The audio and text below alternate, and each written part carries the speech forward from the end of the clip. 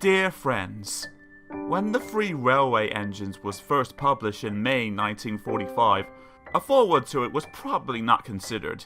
Within 6 months, however, it became clear that the book wasn't going to be the slight affair that had perhaps been expected. 25 books were to follow, all with forewords, in a sequence that became known as the Railway series. And yet, despite numerous reprintings, the little book that started the wheels turning remained without a preface. Now, for this new edition, more than 50 years later, a foreword was thought appropriate. I feel very privileged, not only to have been asked to write it, but to have the chance to dedicate the stories to the memory of my father, their creator, Christopher Awdry, the author's son.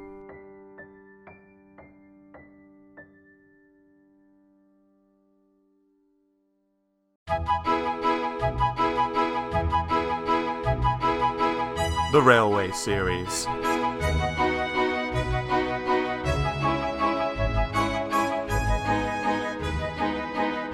Book 1. The Free Railway Engines. Story 1. Edward's Day Out.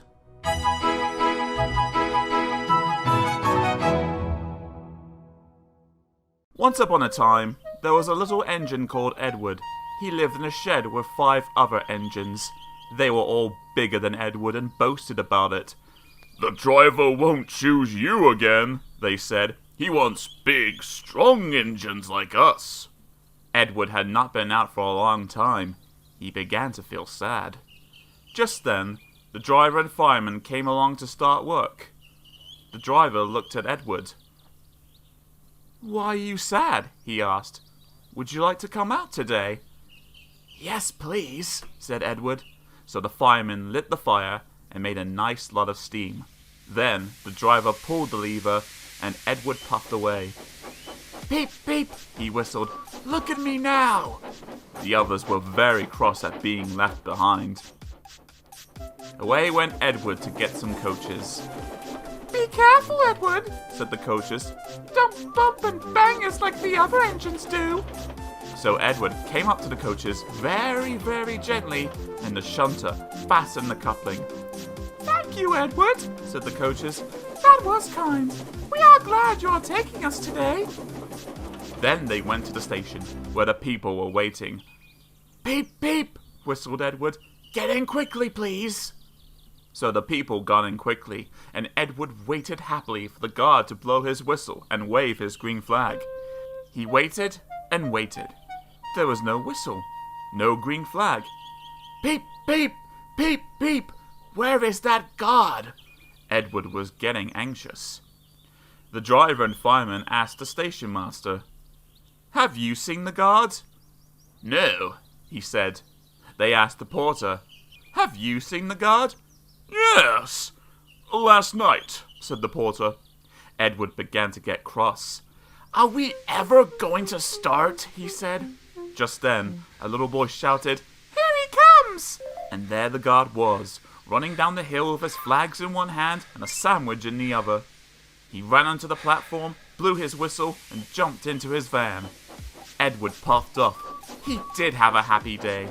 All the children ran to wave as he went past, and he met old friends at all the stations. He worked so hard that the driver promised to take him out again the next day. "I'm going out again tomorrow," he told the other engines that night in the shed. "What do you think of that?"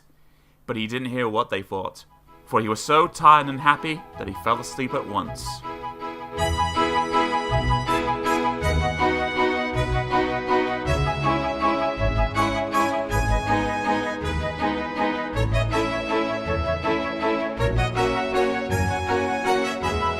Story 2. Edward and Gordon.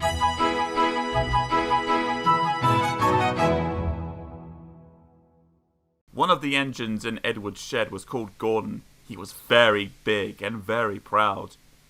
"You watch me this afternoon, little Edward," he boasted, "as I rush through with the express. That will be a splendid sight for you." Just then, his driver pulled the lever. "Goodbye, little Edward," said Gordon as he puffed away. "Look out for me this afternoon." Edward went off too, to do some shunting. Edward liked shunting. It was fun playing with trucks. He would come up quietly and give them a pull. "Oh! Oh! Oh! Oh! Oh!" screamed the trucks. "Whatever is happening?"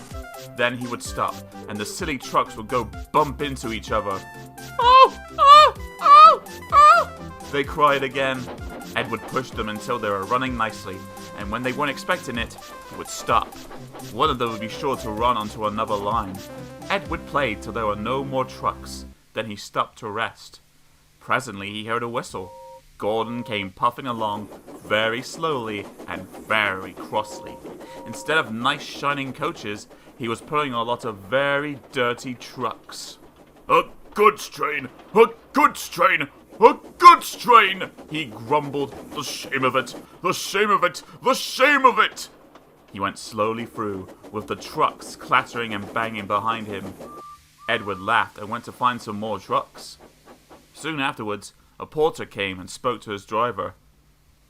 "Gordon can't get up the hill. Will you take Edward and push him, please?" They found Gordon halfway up the hill and very cross. His driver and fireman were talking to him severely. "You are not trying," they told him. "I can't do it," said Gordon. "The noisy trucks hold an engine back so.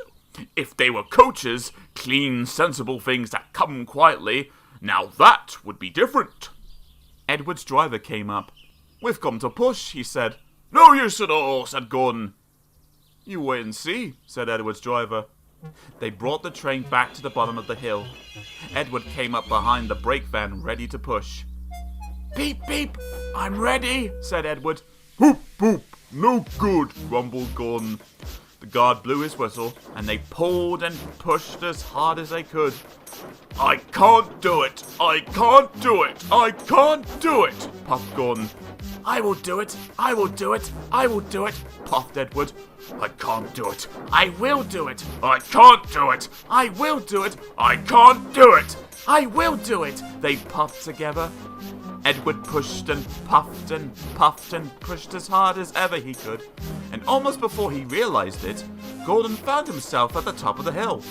"I've done it! I've done it! I've done it!" he said proudly, and forgot all about Edward pushing behind. He didn't wait to say thank you, but ran on so fast that he passed 2 stations before his driver could make him stop. Edward had pushed so hard that when he got to the top, he was out of breath. Gordon ran on so fast that Edward was left behind. The guard waved and waved, but Edward couldn't catch up. He ran on to the next station, and there, the driver and fireman said they were very pleased with him. The fireman gave him a nice long drink of water, and the driver said, "I'll get out my paint tomorrow and give you a beautiful new coat of blue with red stripes. Then you'll be the smartest engine in the shed."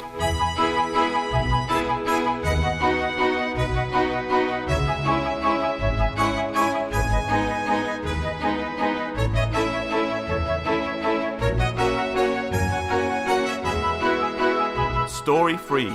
The Sad Story of Henry.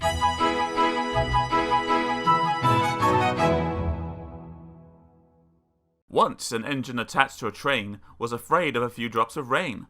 It went into a tunnel and squeezed through its funnel and never came out again.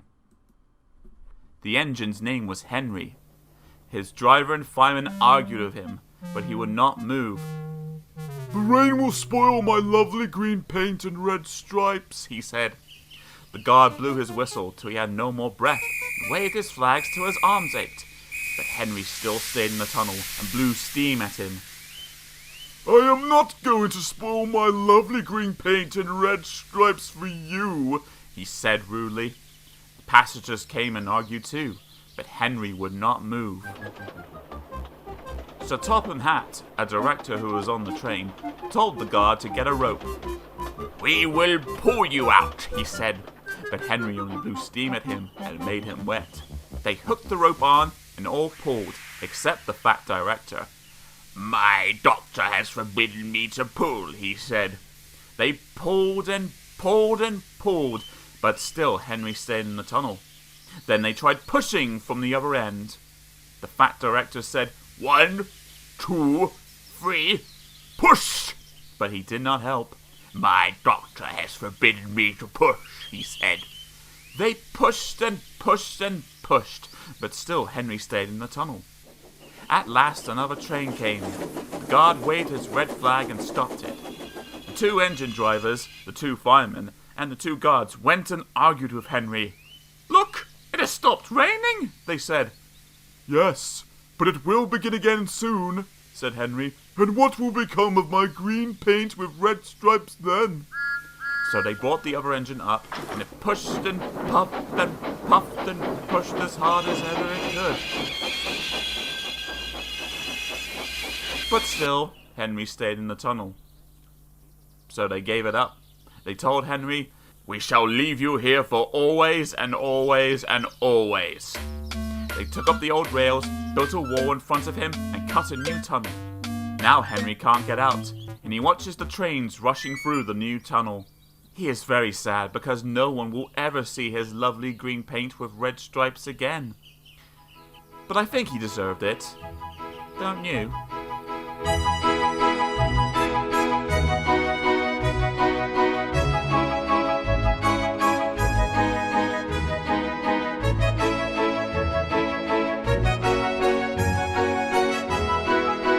Story 4. Edward, Gordon, and Henry.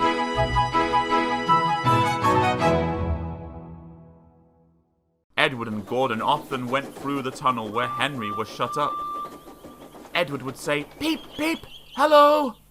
And Gordon will say, "Poop, poop, poop, serves you right." Poor Henry had no steam to answer. His fire had gone out. Soot and dirt from the tunnel roof had spoiled his lovely green paint and red stripes.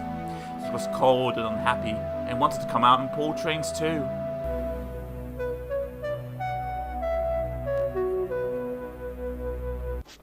Gordon always pulled the express. He was proud of being the only engine strong enough to do it. There were many heavy coaches full of important people like the fat director who had punished Henry. Gordon was seeing how fast he could go. "Hurry! Hurry! Hurry!" he panted. "Chickadee-trot! Chickadee-trot! Chickadee-trot!" said the coaches. Gordon could see Henry's tunnel in front. "In a minute," he thought, "I'll poop, poop, poop at Henry and rush through and out into the open again." Closer and closer he came. He was almost there when crack. Whee!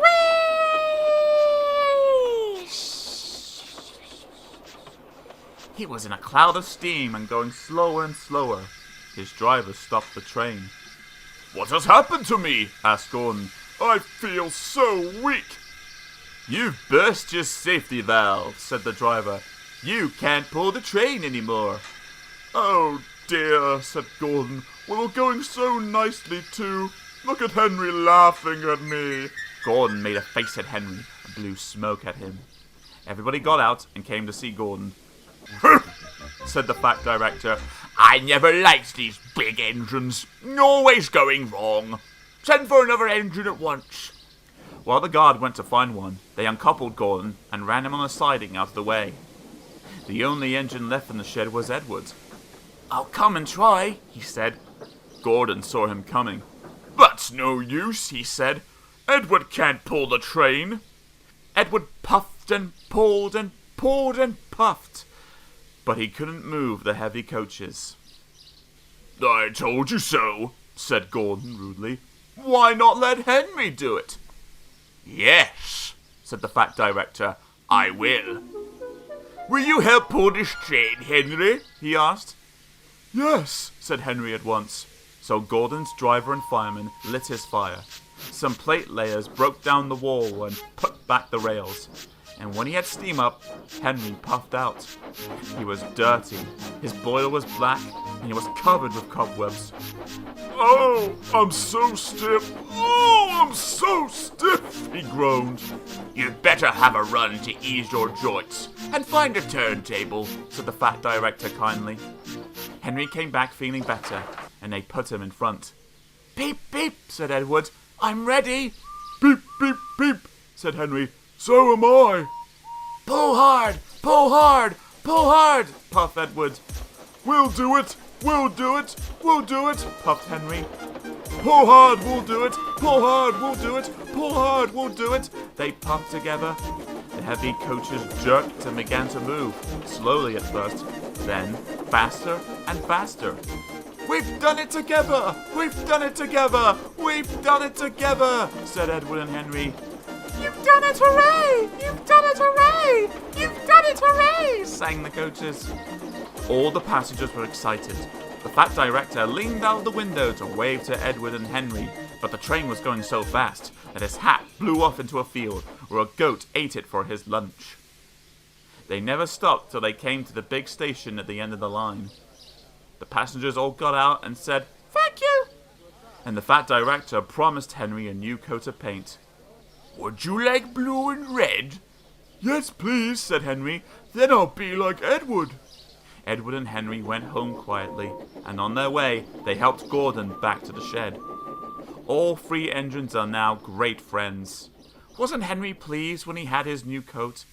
He is very proud of it, as all good engines are. He doesn't mind the rain now, because he knows that the best way to keep his paint nice is not to run into tunnels, but to ask his driver to rub him down when the day's work is over.